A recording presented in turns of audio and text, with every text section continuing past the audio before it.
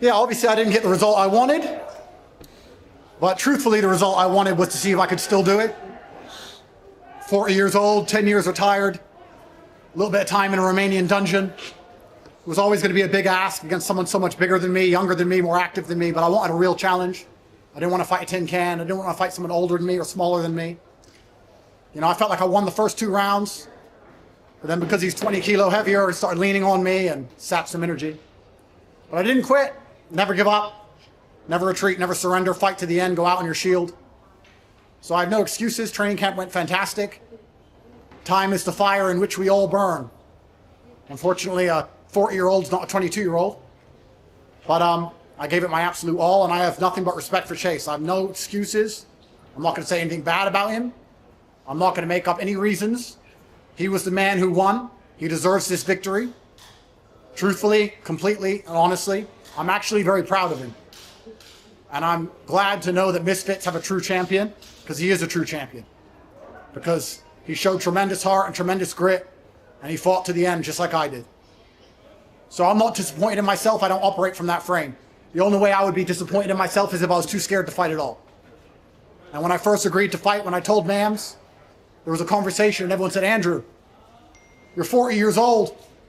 You just got out of jail. You've been through so much. You have so many problems and so much going on. Why would you do this? Why would you risk it all? Why would you get in there? And I felt a tinge of fear for the first time in my life. And that's when I knew I had to fight. Because the second I felt afraid, I knew I had to fight. I can't live doubting myself. Seeds of doubt grow into forests of inaction. I don't operate that way. If Chase and I had to fight again tomorrow, I'd go tomorrow still with 100% belief in myself, even though I know he just beat me. That's who I am. So I don't, the second I knew that, you know, I was worried about it, I knew I had to do it. And I'm not afraid to lose. I'm afraid to not try. So once again, absolute respect to Chase. Complete respect to Chase. No excuses. I'm not going to give you any bullshit about injuries or any of that crap. He got in there, he fought against the odds, and he beat me, and he deserves full credit. He's a true champion.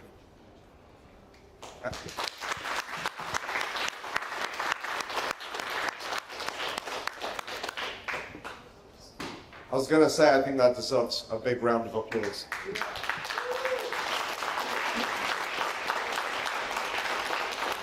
I will say, I want to add to that Andrew, you've been an absolute gentleman, an absolute pleasure to work with. I've said this in multiple interviews, the easiest person I have ever worked with.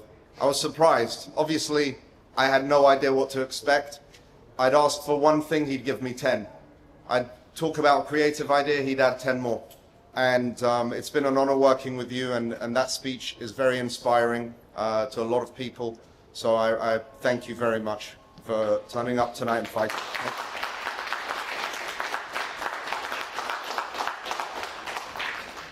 Chase, fantastic performance. You said to me, I've never been punched that hard in my life. You stuck it out. You overcame the nerves. You overcame the odds. And we're all very proud of you on that journey. You were very emotional in the ring. And listen, you fought for Misfits on 1 week notice against the BKFC champions. And you've just fought against the top G. Thank you very much as well. You're a true champion. Yeah, I want to obviously coming out here and saying thank you to Andrew. Obviously, that man, you guys have no idea. What I said in the ring is 100% truth. I was going through a really dark time. My close friends know about this, and I used to listen to this man talk every single day.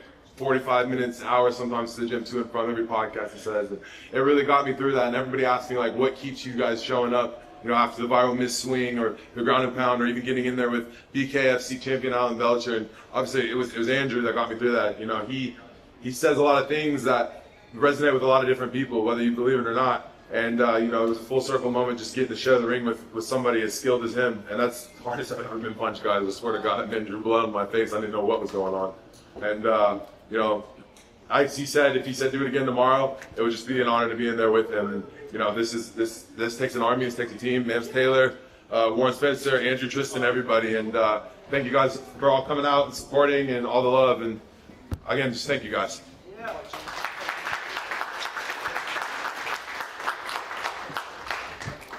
Guys, give Chase one more round of applause, genuinely.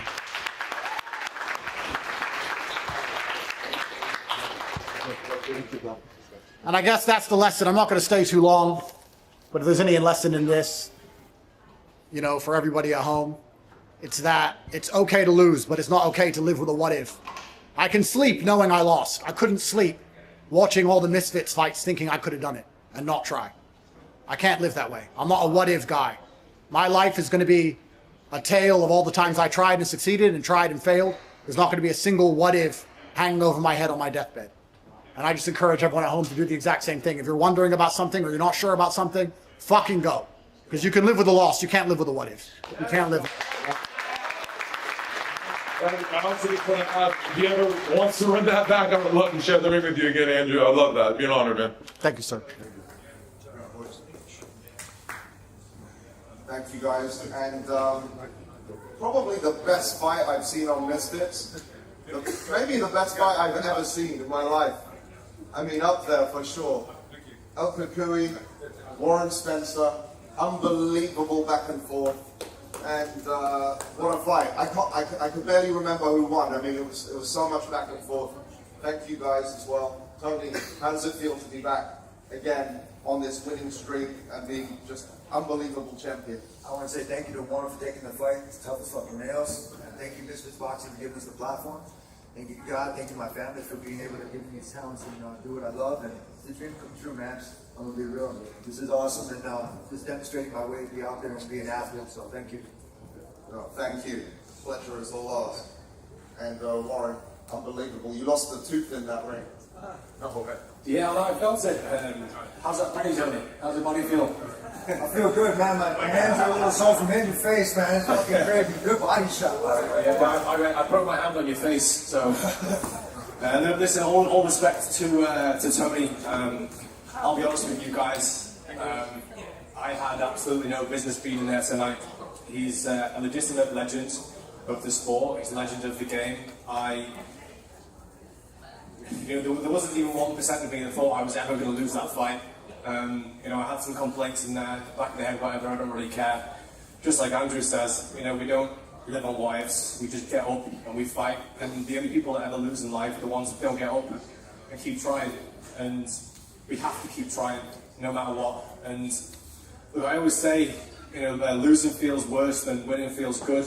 And it's true because a loss can cut deep, but it stays with you forever. And the amount of power that you gain in life from going through a true test and a true challenge like this, it tenfold exceeds 10 wins in a row, because it shows true character, it shows who you are, and if you're willing to take a shot and roll with the punches and keep throwing back, then you're going to win, I always say I have no time for losers in life, because a loser is someone that just gives up and doesn't get up and keep fighting. So, to anyone out there that watched these performances tonight, you all got your money's worth, motherfuckers. So pay up next time, and it's going to be double the price, because you know what you're going to get. Because we all need to get paid a little bit more for doing this. And look, I'll be honest, I didn't think the fights were going to end up the way that they did tonight. The one thing that I am very, very happy with is that we have a few battle scars now, we have some experience under our belt, and me, my boy, Top G, we're going to go smoke a cigar. And we're going to get on to the next one, and life goes on, because came out of nowhere. And life goes on because it's a beautiful sport, and boxing on Misfits has never been bigger. We have now the biggest name on the planet, Mr. Andrew Tate, who's the CEO of Misfits Boxing, and I believe that this promotion is going to go into the fucking stratosphere. There's a man sitting right next to me that has influenced and that has charged up young men on this planet like no man has ever done before in this age, and no man ever will in this age. So, brother, it's a blessing to have you sat next to me right here after we both had a fucking war, and to thank you all for coming tonight. I really, really appreciate you all being here, and to buy the fucking pay-per-view twice. Thank you, Warren. Thank you, and least but not last, Mr. Vargas. Yeah! What a fight. Legendary boxing family, living up to that name. You're now 14-0. It was a very personal fight, right from the first bell. and it was an absolute battle. It was such a war. Fantastic performance. How do you feel?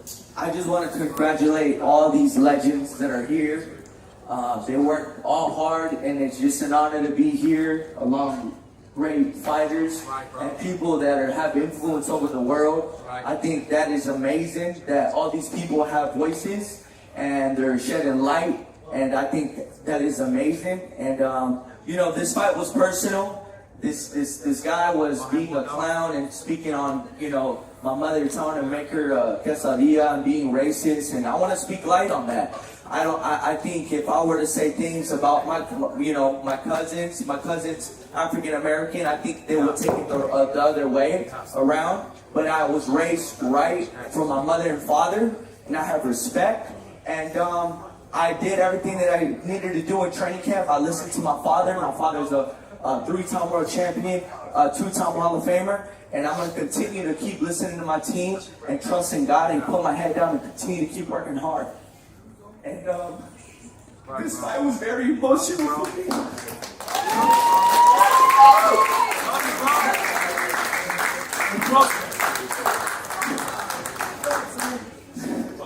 It's for her, bro. Yeah. This fight was very emotional for me because I dug a person that that was a beautiful person in my life. And rest in peace to Sofia Maria de la Rosa, who passed away. And I told her in her grave that this fight was for her. No, worked so hard.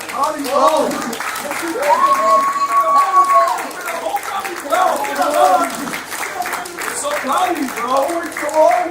And I'm proud of you. And just want to thank my Lord and Savior Jesus Christ. I want to thank Nance for putting me in this position to come to Dubai. And Andrew Tate, you're a legend, bro. Thank you for having me on your card, bro. Chasing me, all these guys, legends, and this is what it's about. It's about showing class. It's about showing how you were raised, and you know, I had to shut that clown up. He was talking about my mother, talking about my father. And it was personal. So at the end of the day, if you would have came as a man and said, I apologize as a man, I would have respected him, and I would have said, I forgive you. But he did it, and he kept being arrogant. So I said what I said. But at the end of the day, the show goes on, and Fox wants to fight. I would love that fight with him. I would love to get that fight. And thank you everybody that got this fight. I love y'all. You already know what it is. Let's go. Thank you. We're going to go to a few questions, but before we do that, the prime bonuses tonight is the first time we've ever done this. We're doing 2 Fighter of the Night bonuses that go to both Warren Spencer and, of course, Tony Iltaku.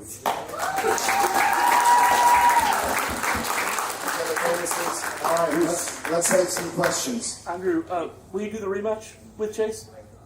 I think it's disrespectful for me to sit here after only fighting him 20 minutes ago and start talking about rematches. It's his win. It's his day. We can talk about rematches later. But for now, Chase is the champion. He beat me fair and square, and I think we should just give him. Do you want to stay out here, or what's the fun? My plan is to talk to MAMS. Obviously, we've got huge plans for Misfits. I've got a lot to do in America, Dubai, all around the world. So I've got children to see and businesses to run, a lot to do. But first thing to do is to enjoy Christmas and see my children and start smoking again. So that's it. Andrew, do you still want to be at the top of Misfits and continue your position at the head of the company? Yeah, I think I could bring a lot of value in terms of eyes. I think I can bring a lot of value in terms of ideas and a few other things Mams and I have been talking about. And I'm very, very glad, you know, that we have a legitimate heavyweight champion. He's legitimate. I know he's legitimate. No one can say to me that we don't have a legitimate champion. Yes, we do. I fought him. Hard as fucking nails. So I think it's really disrespectful for me to sit here after just fighting and say, I want to rematch all that dumb shit. This is Chase's day. He won. Andrew, obviously, in the build-up, you said you were very confident, had an amazing camp, and you're confident you're going to win. What do you think caused the discrepancy in what you thought would happen and what would actually happen? I think that, you know, fighters retire way earlier than 39 for a reason. Most of the time, you know, and I've been out for a very long time. Ring rust was always going to be an issue. Everybody knew that, including me.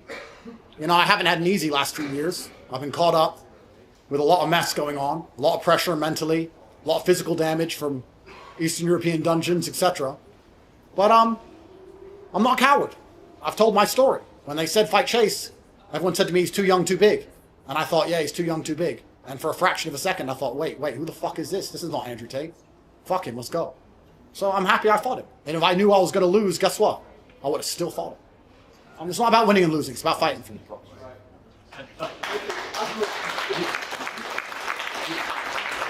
Go ahead. Yes, Simon. Hi. How are you? Oh, great to see you. Good to see you, Chad. Do you feel the energy to take on another champion pretty soon? If the stars align, yeah. I'm not saying I retire, but I think a lot of people make hasty decisions. You know, after losing a fight in front of the world, a lot of people, their egos are hurt, emotions are high, etc. I try and stay quite temperate. So, right now, like I said, Chase's day. Go home, chill, relax. Got 4 of my beautiful children waiting for me at home. Go play with the kids. Maybe count my money to feel better. It's high, and by the time that's done, my eye will be healed, and we'll see. Question for Mams. You make your Mams. Yeah. Mams, I know we couldn't get the KSI Jake Paul fight, but what about Jake Paul and Andrew Tate fighting in the next? I've got to win some fights first. I got to win some fights before I deal with Jake. Andrew, There you have it. Triple-digit times in your career. Psychologically, how did you feel coming back to this fight, given the magnitude of it, time off? If I had to explain the fight, I felt good. Fighting camp went good. I felt good psychologically. First couple of rounds I was winning. I think when we started tying up, he's just really big, really young, really fit. And I think I got tired, but that's not an excuse in any regard. That's just him sticking to the right game plan and beating me up. So fair play to Chase. I've had lots of fights myself, and I don't like when people sit at the presser and start giving a bunch of bullshit. Chase won. That's it.